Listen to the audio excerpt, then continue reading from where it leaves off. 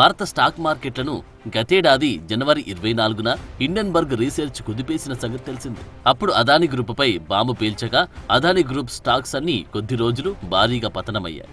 అదేవిధంగా స్టాక్ మార్కెట్లు కూడా నష్టాలు నమోదు చేశాయి. ఆ దెబ్బ నుంచి అదానీ ఇప్పుడిప్పుడే కోలుకుంటుండగా మరోసారి పిడుగుపడింది. ఈసారి గౌతమ్ అదానీపై ఏకంగా అమెరికాలో కేసు కూడా నమోదైంది. లంచాలివ్వడంతో పాటు ఇన్వెస్టర్లకు తప్పుడు సమాచారం ఇచ్చి వారి నుంచి మోసం పేరిట నిధుల సేకరణకు పాల్పడ్డారని న్యూయార్క్ ఫెడరల్ ప్రాసిక్యూటర్స్ అభియోగాలు మోపారు. ఈ వ్యవహారంలో గౌతమ్ అదానీతో పాటు ఆయన దగ్గరి బంధువు సాగర్ అదానీ మరో 7గురిపై కేసు నమోదైంది.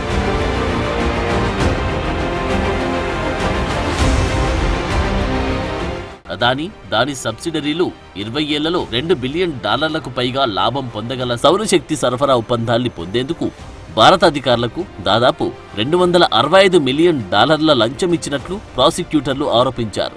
దీని విలువ భారత కరెన్సీలో దాదాపుగా 2029 కోట్లు. అంతేకాకుండా అమెరికా అంతర్జాతీయ ఇన్వెస్టర్లకు తప్పుడు సమాచారం అందించి నిధులు సేకరించే ప్రయత్నం చేసిందని తెలిపారు. మరోవైపు US securities and exchange commission అదానీపై మరో కేసు నమోదు చేసింది. అక్కడి చట్టాలను ఉల్లంఘించినట్లు ఆరోపించింది.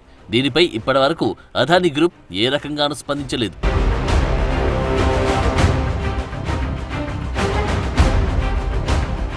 అమెరికా ప్రాసిక్యూటర్ల నేరారోపణ ప్రకారం గౌతమ్ అదానీ ఇండియన్ ఎనర్జీ కంపెనీకి వ్యవస్థాపక చైర్మన్. భారత ప్రభుత్వ యాజమాన్యంలోని సోలార్ ఎనర్జీ కార్పొరేషన్ ఆఫ్ ఇండియాకి 12 గిగావాట్ల సోలార్ పవర్ను అందించేందుకు ఇండియన్ ఎనర్జీ కంపెనీ మరియు యుఎస్ ఇస్యూయర్ ఒక ఒప్పందానికి వచ్చాయి.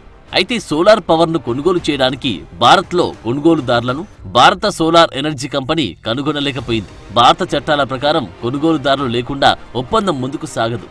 ఒప్పందం కుదరకపోతే 2 కంపెనీల వారు అదానీ గ్రూప్ మరియు అజూర్ పవర్ కంపెనీల వారు ఆశించిన లాభాలు పొందలేరు.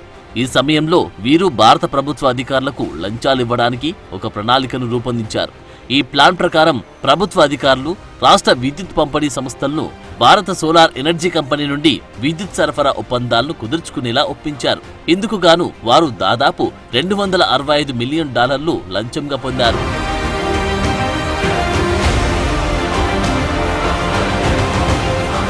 ఈ ప్లాన్ను అనుసరించి కొన్ని రాష్ట్ర విద్యుత్ సంస్థలు 2 కంపెనీల నుండి సోలార్ పవర్ కొనుగోలు చేయడానికి ఎస్ఈసిఐతో ఒప్పందం కుదుర్చుకున్నాయి. దీంతో ఇప్పుడు లంచాల పంపిణీ మొదలైంది. ఈ చెల్లింపుల కోసం గాను భారత ఎనర్జీ కంపెనీ కూడా పనిచేసిందని ప్రాసిక్యూటర్ల అభియోగం. ఇందుకోసం గాను ప్రతిపాదించిన ప్రాజెక్టులో కొంత భాగాన్ని తిరిగి భారత ఎనర్జీ కంపెనీకి ట్రాన్స్ఫర్ చేశారు. ఏది ఏమైనప్పటికీ Adani group US issuer board directors మీటింగ్లో ఈ విధంగా భారతీయ అధికారులకు లంచంగా ఇంత మొత్తం చెల్లించుటకు ఒప్పందం జరిగిన విషయం దాచిపెట్టారు. ఈ విధంగా జరుగుతున్న షేర్స్ రీలొకేషన్లో గౌతమ్ అదానీ ప్రధాన సూత్రధారి. మరియు ఈ షేర్స్ బదిలీలో భారత ఎనర్జీ కమిషన్ నిర్ణయాన్ని అదానీ ప్రభావితం చేస్తున్నారని, ఇది అమెరికా ఇన్వెస్టర్లను మోసం చేయడమేనని అభియోగం నమోదు చేశారు.